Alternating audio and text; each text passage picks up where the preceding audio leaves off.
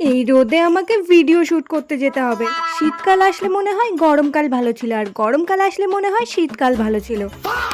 হ্যাঁ, চলো যাওয়া যাক। তো আমি লোকেশনে চলে এসেছি, এবার ঝটপট করে ভিডিও টেকগুলো আমি জাস্ট নিয়ে নিচ্ছিলাম। কিন্তু যাই বলো তাই বলো, জায়গাটা কিন্তু দুর্দান্ত ছিল। তারপরে দেখে একটা হনুমান আম খাচ্ছে বসে, আর আমিও কিছুক্ষণ জলে একটু পা নাচিয়ে নিলাম।